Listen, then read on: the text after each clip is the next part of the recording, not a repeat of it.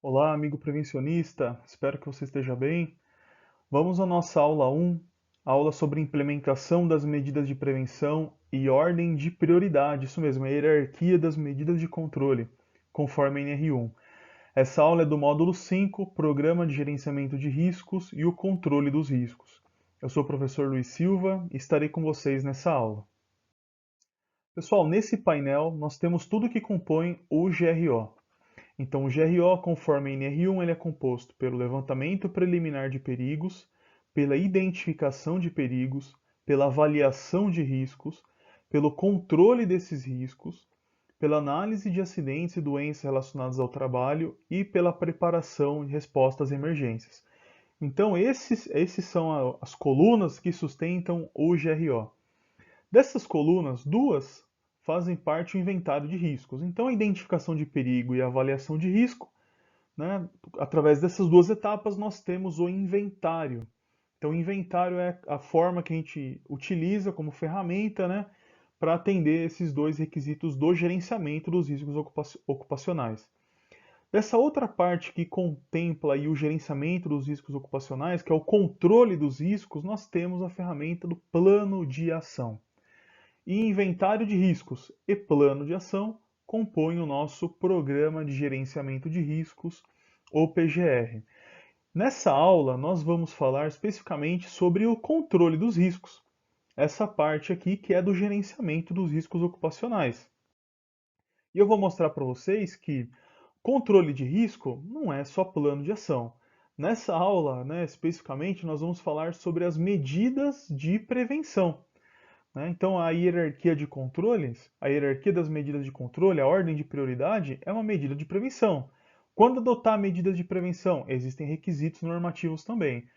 Então, passando por essa fase de medidas de prevenção normativas, nós teremos então o plano de ação mesmo, né? A elaboração do plano.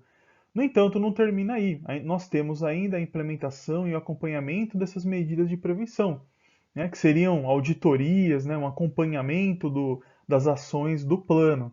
Por isso, pessoal, é errado a gente achar que controle de risco é só o plano de ação conforme a NR1, porque não é. Nós temos esses outros requisitos e nessa aula vamos começar falando das medidas de prevenção.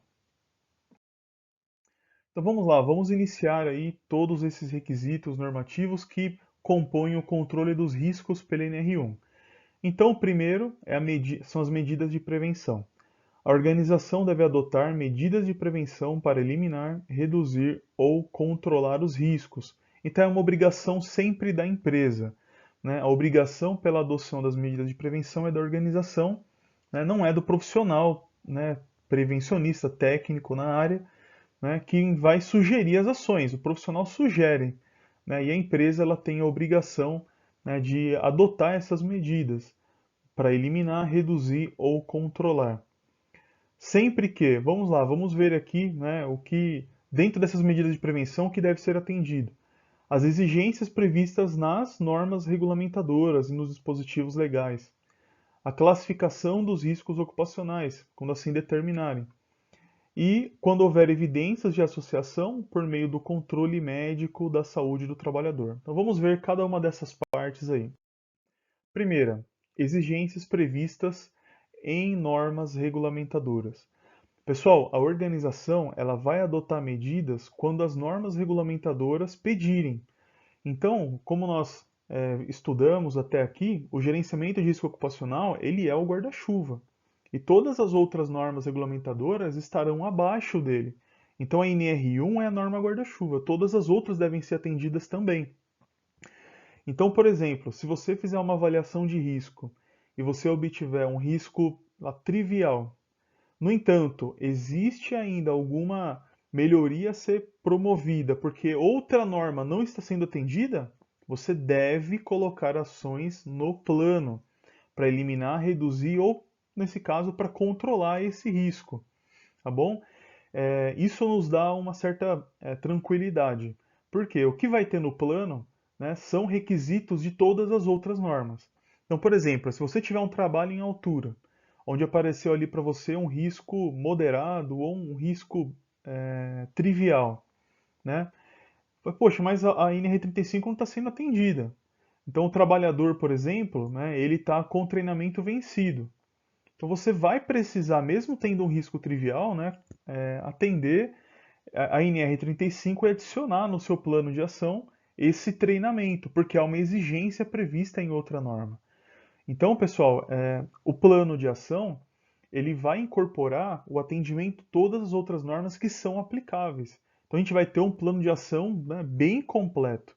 Bom, então acho que a gente consegue perceber dessa forma que houve um avanço, né, por parte normativa, claro, e vai obrigar as empresas a atenderem todas as outras normas regulamentadoras que forem aplicáveis. Né? Esse atendimento sempre existiu, essa obrigatoriedade sempre existiu. Agora, não era sempre que você tinha ali um plano de ação, né, com todos os requisitos normativos aplicáveis para serem atendidos. Nós tínhamos o plano de ação, né, para os riscos físicos, químicos e biológicos no PPRA. Agora, para atender todas essas outras normas aplicáveis, não. Tá bom? Por isso, não feche os olhos para as NRs.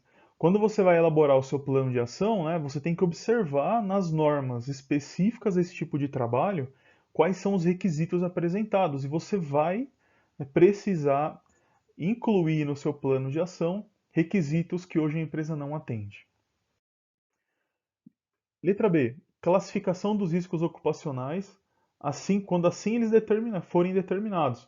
Então, o que significa isso? Você classificou o seu risco na sua avaliação. Né? Você vai precisar adotar medidas a partir da classificação do risco. Então, na nossa matriz de riscos, né, depois de você classificar o risco, né, em classes, né, você vai classificar esse risco. Esse risco vai ter um nome, né, vai ser nomeado, ele vai ter um nível. E a partir dessa nomeação do risco, dessa classificação dele, a própria matriz vai dizer o que você deve fazer. Né? Então, quando a matriz te nomear um tipo de risco, né, você vai ser obrigado a tomar as ações de acordo com a própria matriz. Então, sai um pouco da subjetividade. Então, vamos entender primeiro esse item normativo, eu já vou mostrar um exemplo para vocês. Então, a classificação dos riscos ocupacionais é assim determinar, conforme o item 1.5.4.5. O que diz esse item? Após a avaliação, os riscos ocupacionais devem ser classificados, observando o subitem 1.5.4.2 para fins de identificar a necessidade de adoção de medidas de prevenção e elaboração do plano. O que diz esse item aqui? Para cada risco deve ser indicado o nível de risco ocupacional, determinado pela combinação da severidade, das possíveis lesões ou agravos à saúde com a probabilidade ou chance de ocorrência. Então a gente vai utilizar a matriz, considerando probabilidade e severidade, e a gente vai encontrar um nível de risco. Esse nível de risco vai nos gerar uma classificação de risco. Então, esse risco vai ser nomeado, classificado. E a partir da classificação desse risco, a própria matriz vai dizer quais ações a gente deve tomar. Vamos ver o exemplo disso. Ó. Então, essa é a matriz de risco que nós estamos utilizando no nosso inventário. Né? Então, vocês fizeram já exercícios, né, um estudo de caso do inventário de riscos, e vocês perceberam que nós temos aqui os níveis de risco, né, com os seus critérios e a matriz vai dizer para nós qual é a classificação desse risco. Em seguida, após avaliar a probabilidade e a severidade ou a consequência na matriz, a gente vai obter ali a classificação do risco e a gente olha essa outra tabela, né? Vem em seguida aqui depois dessa matriz. Então nós teremos aqui a classificação dos riscos e quais serão as ações a serem tomadas. Então, conforme esse risco vai tendo uma classificação maior, mais importante, mais severa, digamos assim, ou de maior probabilidade, um risco mais importante para a organização, maiores serão as ações a serem tomadas e elas serão prioritárias frente às outras ações para aqueles riscos que têm uma classificação menos significante. Então, um risco trivial, vejam que para esse risco, as nossas ações serão de acompanhamento, né? Mas eu não preciso de uma ação direta. Agora, num risco intolerável, a minha matriz vai dizer para o trabalho. O trabalho tem que ser interrompido até que você consiga diminuir a classificação desse risco para um risco que a gente possa aceitar. Né? Ainda continuar adotando ações, mas que ele seja aceitável. Esse risco é intolerável, não dá para continuar o trabalho. Então a matriz já vai dizer o que fazer. Isso acontece para as outras classificações também, né? Então, pessoal, a matriz de risco não termina aqui. Depois que você classifica, a gente tem que olhar o que deve ser feito de acordo com cada classificação. Então é isso que a norma está dizendo. Quando eu vou propor medidas de prevenção, eu tenho que observar a classificação dos riscos ocupacionais, né? E o que essa classificação vai determinar. Muito bem, a letra C. Quando houver evidências de associação por meio do controle médico da saúde entre as lesões e os agravos da saúde dos trabalhadores com os riscos e as situações de trabalho identificados. Pessoal, o nosso PPRA vigente, né, com o PCMSO, eles fazem uma dupla. E dessa dupla nós temos o ASO, o Atestado de Saúde Ocupacional. Então, o Programa de Prevenção de Riscos Ambientais é um programa onde a gente vai fazer o monitoramento dos riscos no ambiente. E o PCMSO, o Programa de Controle Médico e Saúde Ocupacional, o monitoramento biológico desse trabalhador. Vou fazer a vigilância direta da saúde desse trabalhador.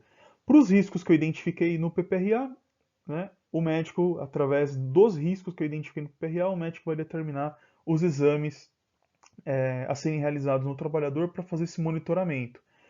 A partir desses exames, da realização dos exames, nós temos o atestado de saúde ocupacional. Com o PGR, essa relação não vai mudar, né? O Programa de Gerenciamento de Riscos substitui o PGR, vou considerar aqui todos os riscos ocupacionais e eu ainda vou ter o ASO como resultado dessa relação entre PGR e PCMSO, beleza? O ASO, pessoal, ele é a contraprova das medidas de prevenção que eu estou adotando no meu PPRA e que eu vou passar a adotar no meu PGR. Por quê? Se no atestado de saúde ocupacional eu não tiver nenhuma inaptidão para o trabalho, se eu não identificar nenhum resultado anormal, o que significa?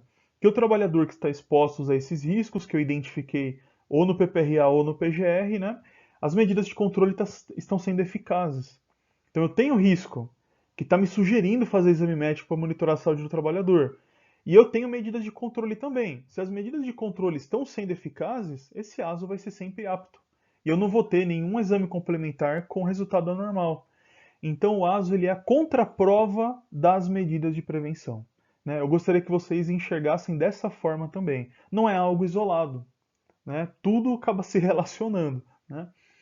Então, quando houver alterações nos exames ocupacionais, o que significa? Que eu tenho aqui no ambiente de trabalho riscos que não estão sendo bem controlados.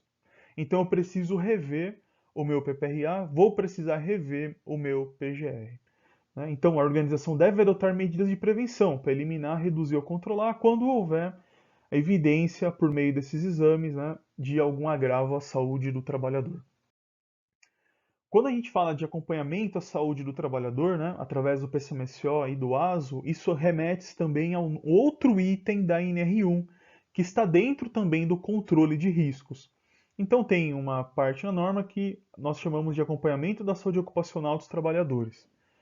A organização deve desenvolver ações em saúde ocupacional dos trabalhadores integradas às demais medidas de prevenção em saúde e segurança do trabalho, de acordo com os riscos gerados pelo trabalho. Então, na NR7, na nova NR7, ela chama o PGR várias vezes. Então fica muito claro para a gente que o PCMSO ele vai ser feito, né, em conjunto com o PGR, né? Ele é um programa paralelo ao PGR e ele vai atender essa relação de monitoramento biológico, né, para complementar o monitoramento do ambiente que o PGR faz, o controle dos riscos no ambiente. E na NR1 isso é colocado também, né? Então, essas ações de saúde devem ser integradas às medidas de prevenção em saúde e segurança do trabalho. Então, acompanhamento da saúde faz parte das medidas de controle, que faz parte do GRO. Então, o gerenciamento de risco ocupacional contempla sim o acompanhamento da saúde dos trabalhadores. O controle da saúde dos empregados deve ser um processo preventivo planejado, sistemático e continuado, conforme a NR7. Então, as organizações deverão fazer esse controle através do PCMSO, do Programa de Controle Médico e Saúde Ocupacional. Muito bem, pessoal. Então, nós vimos aqui quais são os motivadores para as medidas de prevenção, né? Vamos continuar, pessoal, mostrando para vocês a hierarquia das medidas de controle, as ordens de prioridade.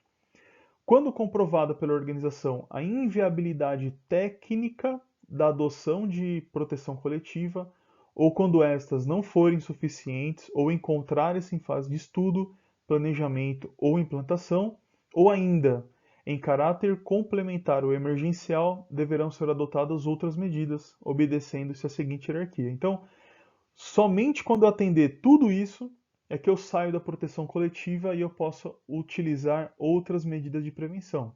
Quais são essas outras medidas de prevenção?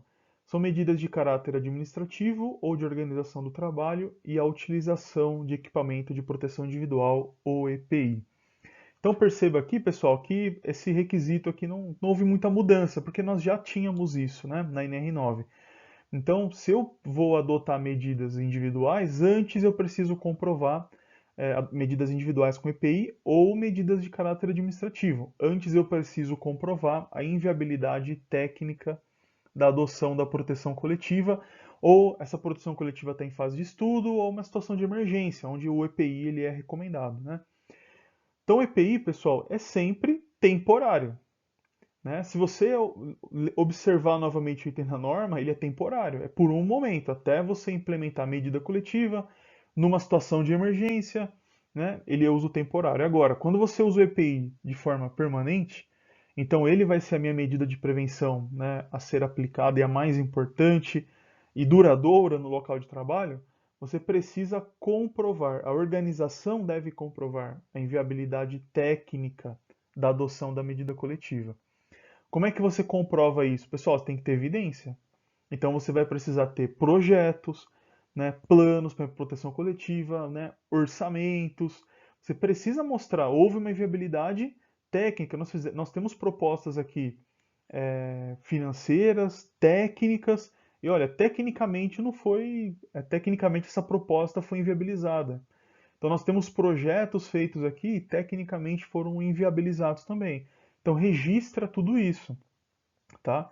Por quê? Se você estiver usando o EPI como medida de prevenção, lembra disso. Opa, EPI é temporário. Eu preciso comprovar que eu tentei ou estou tentando a adoção de uma medida coletiva. E a ordem de prioridade é essa, né? Inclusive, eu vou mostrar para vocês que a própria NR1 nos dá essa ordem de prioridade. Então a gente tem que buscar sempre as medidas mais efetivas. A mais efetiva, qual é a medida mais efetiva? É a eliminação. Você elimina a fonte de perigo.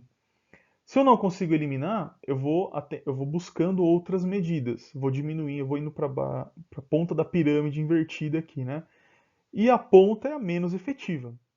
Por que essa pirâmide está nesse formato, né? Eu acabei não comentando antes, já entrei na eliminação. Às vezes a gente inverte a pirâmide. Então, o EPI vira a adoção maior, a medida de prevenção mais aplicável, né? E a eliminação a menos aplicável. A gente inverte essa pirâmide aí, né? E não está certo isso. Então, a mais efetiva é a eliminação. Não consegui eliminar, eu vou buscar a substituição do perigo. Né? Então, vamos dar um exemplo de uma tinta com solvente. É um solvente ali, tolueno, né?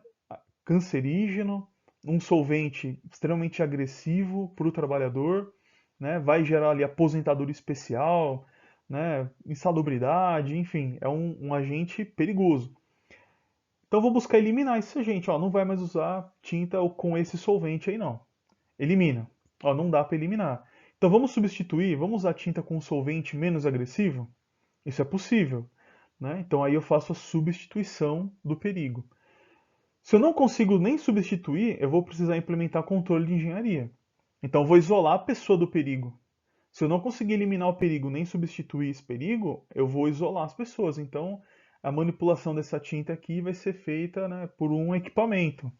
Né? Vamos tentar diminuir a manipulação dessa tinta, a exposição do trabalhador. Aí eu busco uma medida de proteção coletiva, de engenharia. Não consegui a proteção coletiva ainda, então eu vou para medida administrativa, controles administrativos. Então eu vou mudar a forma como as pessoas trabalham. Vou tentar diminuir aqui o tempo de exposição, para tentar diminuir a concentração da exposição, né, esse vapor orgânico da pintura, por exemplo. Né? Ou vou tentar de alguma forma fazer um regime aqui entre os trabalhadores de revezamento e cada mês é um que prepara a tinta. Então você tem que buscar uma forma de controle administrativo. Não deu certo também. Aí, em último caso, entra a adoção de EPI. Então eu vou proteger o trabalhador, mas o perigo ele ainda existe na fonte, né? Existe a exposição ao risco, mas eu estou diminuindo, né, o dano no trabalhador com a adoção de EPI. Essa hierarquia de prioridade de ações está na nova NR1. Está aí para vocês, item 1.4, direitos e deveres. O que cabe ao empregador? Implementar medidas de prevenção, ouvidos os trabalhadores de acordo com a seguinte ordem de prioridade. Vejam se não está igual a pirâmide aí, pessoal. Eliminação dos fatores de perigo, minimização e controle dos fatores de risco com a adoção de medidas de proteção coletiva, minimização, né, e controle dos fatores de risco com a adoção de medidas administrativas e, por último, com a adoção de medidas individuais de proteção individual. Então é exatamente a pirâmide, né? Então existe essa pirâmide NR1? Sim, né? A hierarquia das medidas de controle está lá no item 1.4, é um direito e dever, e isso cabe ao empregador. Vamos lá, pessoal. Continuando então, a implementação de medidas de prevenção deverá ser acompanhada de informação aos trabalhadores quanto aos procedimentos a serem adotados e limitação das medidas de prevenção. Então, todas as medidas de prevenção que você aplicar na empresa, ela deve ser informada ao trabalhador. Tá bom? Deverá ser acompanhada de informação aos trabalhadores quando você implementar alguma medida. Então, você vai implementar para essa atividade de pintura, uma cabine de pintura. Você tem que informar ao trabalhador, por que você está colocando aquela cabine de pintura, qual era o risco, a minimização desse risco, tá bom? Então, tudo tem que ser informado, inclusive o uso do EPI. Olha, o trabalhador está recebendo esse EPI, mas o risco é esse, a fonte de perigo existe. Inclusive, isso nos ajuda a motivar o trabalhador para utilizar a proteção individual. E também tem nos direitos e deveres, né, do empregador, cabe ao empregador informar os trabalhadores os riscos ocupacionais existentes no local de trabalho e as medidas de prevenção adotadas pela empresa para eliminar ou reduzir tais riscos. Pessoal, o plano de ação, né, o seu PGR, ele tem que ser divulgado para o trabalhador, é isso. Então existem as medidas de prevenção, elas estão sendo aplicadas, você tem que informar isso ao trabalhador e mostrar para ele, né, as medidas de prevenção que estão sendo buscadas aí, né, para tentar diminuir a exposição a esse risco. Eu acho que uma coisa que faltou na norma é a participação do trabalhador. Se a gente olhar aqui, só tem informação, informar o trabalhador, informar para ele acompanhar, mas o trabalhador não participa do processo de tomada de decisão, né? Então eu acho que isso acabou pecando um pouco. Se tivesse isso na norma, a gente teria que criar evidências. Então ter a participação do trabalhador nas reuniões, talvez, de engenharia, né? Ter representantes dos trabalhadores participando disso, pelo menos a CIPA, né? Mas nós não temos isso na NR1, nós temos apenas a informação dos trabalhadores. Então vamos à nossa hora da revisão. O que nós vimos nessa aula? Que o controle de riscos, que está na NR1, no gerenciamento dos riscos ocupacionais, né, ela contempla algumas etapas. E uma etapa são as medidas de prevenção, a adoção de medidas de prevenção, considerando uma ordem de prioridade. Eu acho como um ponto importante nessa aula, né, apresentar para vocês que as medidas de prevenção, as ações que irão no plano, elas têm que atender, né, alguns critérios dados pela norma. Então, quais são esses critérios? Primeiro, todas as normas regulamentadoras precisam estar no seu plano se a empresa não atender as NRs, né? Então, é a norma guarda-chuva mesmo. Você vai colocar no seu plano, no seu gerenciamento de risco ocupacional, todo o atendimento legal aplicável a essa empresa. Segundo ponto importante, as ações são colocadas a partir da classificação dos riscos na matriz. Então, você precisa olhar o resultado da classificação e a própria matriz já vai dizer o que você tem que fazer. E terceiro ponto, as ações são colocadas também no plano de ação, as medidas de prevenção são colocadas a partir do monitoramento biológico da saúde dos trabalhadores através do PCMSO. E claro, nós falamos no final aqui da ordem de prioridade, que também está lá na nova NR1. Agradeço a todos pela atenção, espero que vocês tenham gostado da aula. Muito obrigado e até a próxima.